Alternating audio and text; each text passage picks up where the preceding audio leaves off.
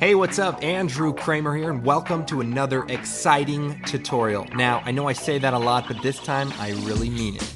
So, what we're actually going to be doing is taking a look at the original Light Streaks tutorial and improving on the methods and just taking it a step further. And we're also going to take a look at incorporating it with some live action footage, like so. What I have here is the original project file from the original tutorial that you can find at creativecow.net or my site videocopilot.net. And if you download the project file, you'll see this. And I also recommend watching the tutorial if you haven't, just so that you can stay on the same page with me. Now, a question I get a lot is how can I incorporate this effect with my live action footage? Now, currently, we're using an adjustment layer with a hue and saturation and a glow applied to it. Now essentially this applies to everything beneath it, so when you put your footage into the background, it also gets colorized. Okay, so now instead of using the adjustment layer like we did previously, let's go ahead and shut that off. And also our background layer, which is simply a black solid, let's go ahead and delete that. So now if we look at our transparency, you see that the white streaks are over a transparent background. Okay, so here's where the issue comes into play. If I select the particles and try to colorize them myself using the hue and saturation control, nothing happens. I'm doing everything right, but nothing is happening. Now, the reason why it doesn't work is because this light streak is pure white. The only difference is it has an alpha that causes parts to be transparent over other parts. So if I were to look at the RGB straight, you see that it is pure white and that the alpha channel is creating this semi-transparent look. And you can see that the RGB and the alpha are pretty much the same. So what we need to do is remap the alpha to something that will colorize like a grayscale map. Don't worry if you didn't understand that. Here is the solution. Select the particle layer, choose Effect, Color Correction, Colorama. And right off the bat, we get some crazy stuff. And what we need to do is change the input phase and the output cycle. So we want to get the phase from the alpha, because remember, the alpha is the only thing really with the difference. So that you can see now all this color is now remapping to the alpha from semi-transparent to opaque. So what we want to do is change the output cycle preset to alpha ramp.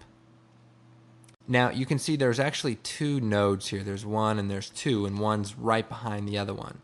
So with the alpha ramp preset, double click on the one on the back right. Change it to black and choose OK.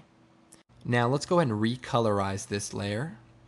Hue and saturation, and let's go ahead and let's change it to like a blue. The next thing we want to do is add the glow. So Effect, Stylize, and Glow. And pretty much just increase the radius to maybe 30. Yeah, that looks pretty good right there. And let's go ahead and put a background into the comp. So this footage is 720p, so I'll right click, transform fit to comp height, and that way it just fits in there. Now, in the original tutorial, we animated a camera. I'm going to go ahead and just delete this camera altogether and create a new camera. And just use the 35mm preset and choose OK. Now, in the original tutorial, I used an expression on the position to just create some random movement so that you could see the effect. However, if you want to just go ahead and add your own movements, just delete this expression and then animate the position of the light. Also, I find that a better way to animate the particle position instead of using a light is using a null object. So I'm going to choose Layer, New, Null Object. And instead of using this light, I'm just going to delete it and link the particle up to this null object. Now this is a little tricky, but definitely well worth it. So if I toggle down my effects on my particle, I want to then change the emitter type to a point. And when I do that, I now have the control over the position using the plugin's controls. So what we want to do is link these to this null object. And to do that, we're going to toggle down the position for the null Now you'll see this null object is in 2D space, so we want to toggle this and set a 3D layer. So we have X, Y, and Z now. And then what we're going to do is set up an expression for the particular effect emitter setting. So for the position X and Y, I'm going to alt-click here, and using the pick whip, drag up to the position of the null. And what happens is a little expression is created, and instead of using its X and Y position, it's going to use the X and Y from this null object. So you see here temp 0, temp 1. So 0 referring to X, 1 referring to Y, and if there were a 2, the 2 would refer to the Z, but in this case, there's only 2 parameters to remap to. And so that will perfectly link these two together. Then we have the Z, and we want to link the Z now to the position as well. So I'm going to alt-click, take the pick whip, drag it up to the position. Now, here's what's happening is now this expression is using the X coordinate, see 360, 360, when we want to use the Z coordinate, X, Y, Z. So what we want to do is change that to 2, because remember, 0, 1, 2. And now that will remap to the Z. So now that we put the simple little expression in, we can now animate the position using the null object. Okay, so let's start animating this effect into our live action footage here. So we have this null object, but we also have this particle effect. So right now we're rendering a glow and all these other effects. So let's shut those off. And in the particular settings, let's use the motion preview setting. And that way everything will just render a lot faster. We can also delete this adjustment layer. So I'm going to take this null object and I'm going to push it down into the background. Just push it back there and just line it up with the streets back here. And then I'm going to hit P for position, set a keyframe. I'm going to move this keyframe to the beginning and then move forward a little bit. And then I'm going to grab the Z axis here and just bring it forward. So it's coming straight at us, but we just want to reposition it so it kind of goes down the street. And once we get it to about here, let's have it kind of turn the corner and kind of cross the street here in front of these people. You can see we have a motion sketch. Now also, our frame rate is at 90 frames per second. If I go to the composition settings, we're still at 90 frames, and if you watch the last tutorial, you'll remember why. But what I want to do is go ahead and set that to my footage, 23.976, basically 24p. Choose OK. Change my time controls to 23.976. So we're rendering real time here and seeing it play back in real time. So anyway, now that we have this motion sketch in place, let's go ahead and go to the particles and turn on the full preview. So as you can see, it's pretty light, not very dynamic, kind of looks plain. So let's take the Track Z camera tool and just move in closer to this particle. And we can even really get close.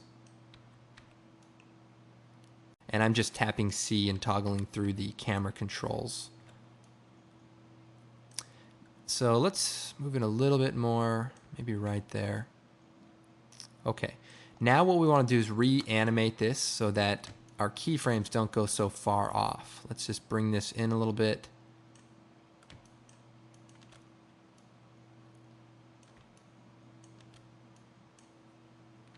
We can delete our last keyframe and just reanimate that.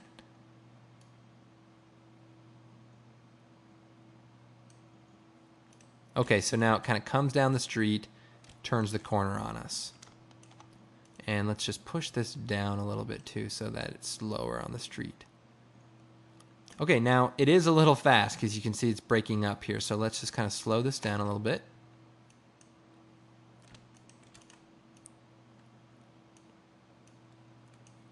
Kind of slow this whole animation down.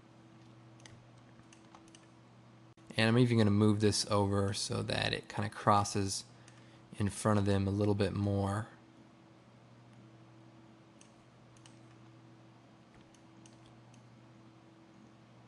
So that's what's great about now having using a null object. It's much easier to control the animation because it's like a regular 3D layer. And not that the light wasn't a good way, it was just a little tricky. So now it's slowing down a little bit at this turn, and that's because I'm not exactly sure the velocity. We could go into the position and we could play around with that, but what we can do instead is right click, choose Rove Across Time, and that'll remap it to a nice clean turn. And then just right click on it again and shut that off. But now it's in place where it needs to be. Then we can select all the keyframes, hold down Alt, and stretch out the animation a little bit. So now comes down the road and kind of cuts in front of the camera. Now we can go and turn that colorization back on. Colorama, hue and saturation, glow. And you see we have this this nice effect. You can also play around with the hue and saturation. Let me bring the saturation down a little bit. And you can even change the transfer mode of the particles now to say screen. And that'll just blend a little bit better with the footage. Another thing I want to focus on is making these particles a little bit more random, a little bit more lifelike. And what we can do is play around with the physics of the particle. So let's again shut off the glow and all this so that we can render this a little bit quicker and see what's going on. I'm going to toggle down the physics for particular and play around with the air and go down to the turbulent field. Okay, so we have all these different settings in the turbulent field, effect size, effect position, and just go ahead and play around with these. And you'll see basically what's happening is randomly the size is changing as the animation goes on. So probably don't want to change this too much, but give it a little bit of a randomness. Also, we have the effect position. You can see that kind of disperses the particle and just also adds a little bit of randomness, which is kind of a nice effect too. Okay. You can also animate these settings so that the particles seem to be floating in air. So you can also play around with the speed in which the particle passes by the camera so that it seems to linger and cause a darker or a more colorful streak. Now, another thing that I did was color corrected our background footage. So I just did a levels adjustment, kind of crushed the blacks a little bit.